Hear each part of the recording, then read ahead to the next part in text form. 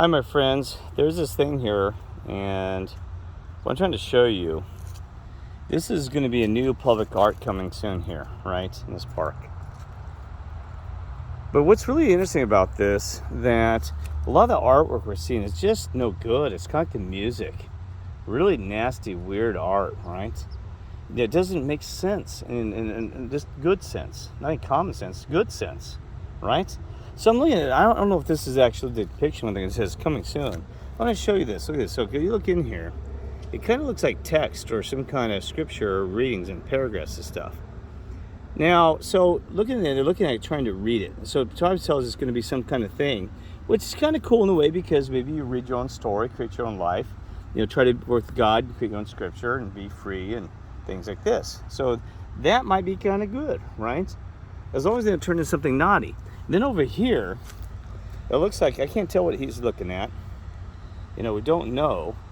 But my first thought, even when I saw this, I would like to have that with him standing there that says, look at yourself in the mirror. And the reason I said that because if you're a good person and do great things, you can justify it, to what you're doing in life. And did you do something good for that day, right?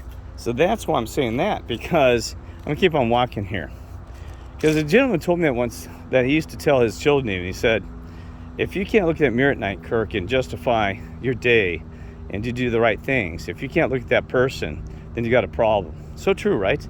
You got to be able to look at that person in the mirror, right? And talk to them. Not like it's weird or thing. It's true. And like I said, I've never done this. Even a former veteran one time, he said, have you ever, I need to do this, you ever just stare at yourself in the mirror for about 15 minutes or however long it takes? He says you'll discover something.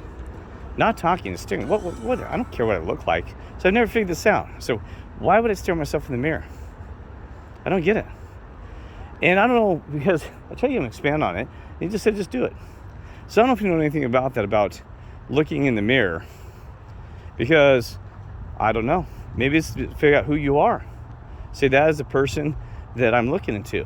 See?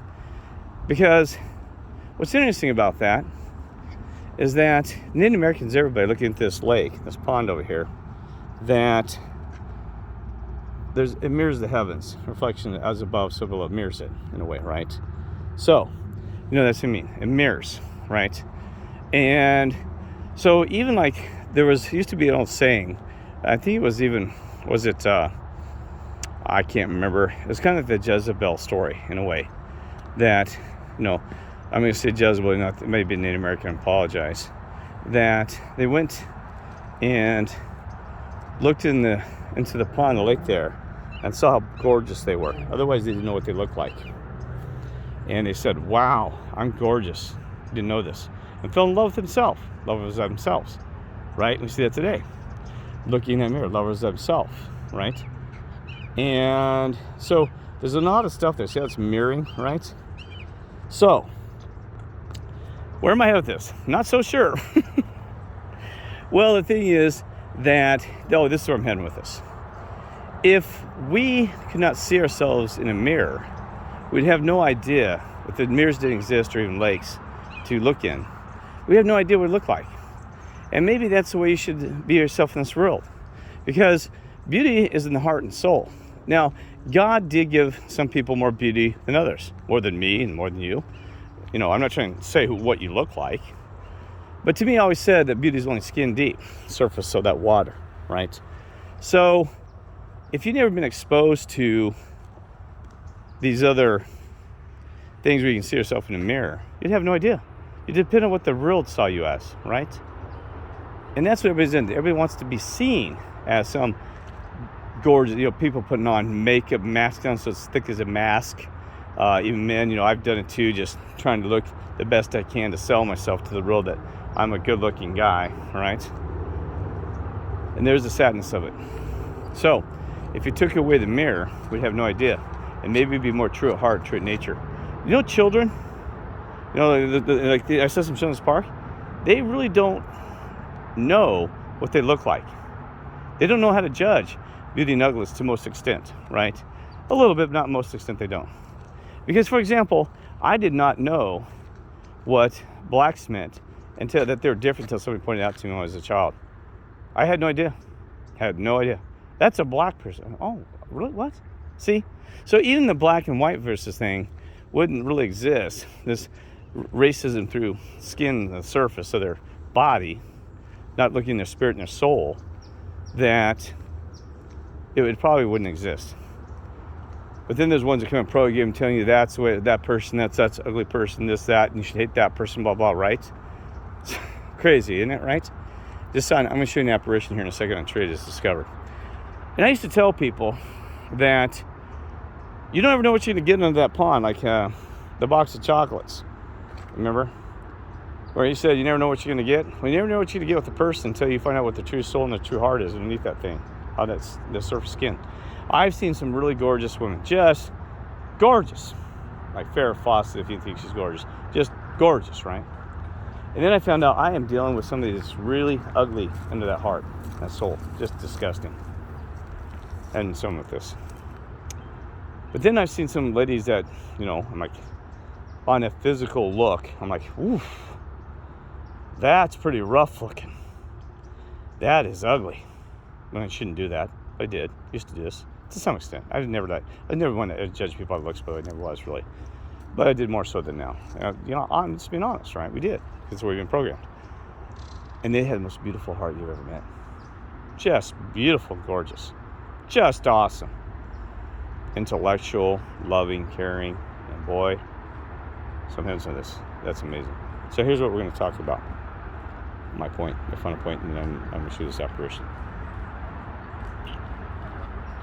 What it really means is this, is that surface of the water, we don't know if there's sharks, piranhas, and everything like that. This water could be just like, like an ocean, a sunset just coming across it, even this beautiful, it's hard to see here, because I can tone it down.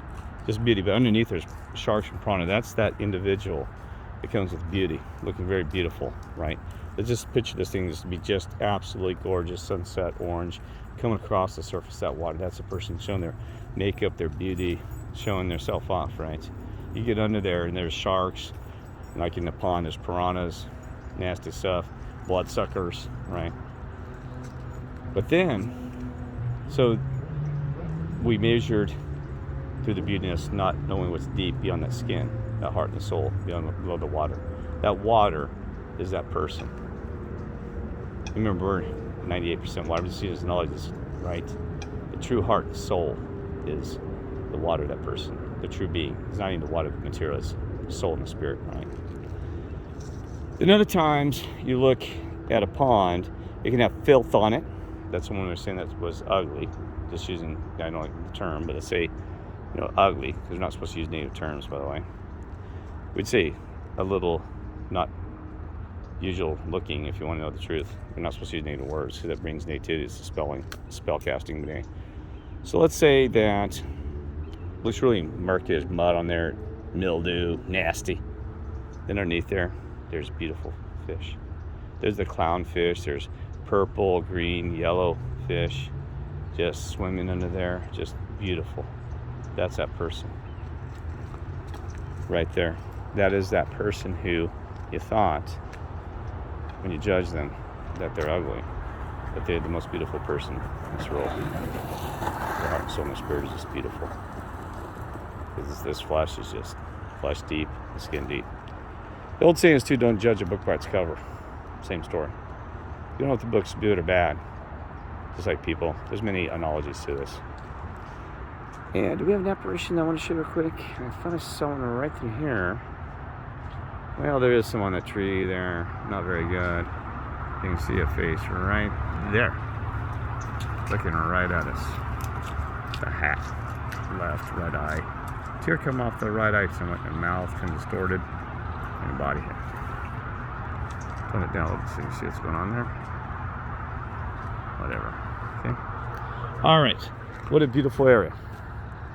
The secret garden. So, what is the secret to the secret garden? I think I talked about it a little bit before, but anyway, there's a lot of secrets. Sometimes many secrets lead to the it's like, I'll be real quick on this thought, that the sum of the parts can be greater than the whole. Same with secrets. Same with truth. Same with our life. God, this duality, love and hate. The heavens. The sum of these parts can be greater than the whole. And that's what's amazing. Take an airplane and break it down to parts. Can't fly. The parts, there's parts, right? Put those parts together. You got an F-16. Do amazing things. You can defy gravity and float in the heavens, in the skies like birds. So, point being that we keep on being the best piece, our parts that God gave us, emotions, thoughts, feelings, even everything we can in our body parts to keep them healthy as best we can in this world. Some of the parts makes us honor God and be more to the glory that God had tried to make us. To glorify ourselves for the honor of God and to be the best we can be. And that's why the sum of our parts is beyond our imagination. And God's beyond all these parts of this earth, this material world, all these things, right? I hope I'm explaining that well. It kind of sucks I'm trying to walk at the same time. So you too, and all of us, let's be greater than just the parts of us. Through our education, our thoughts, our emotions, let's be glorious.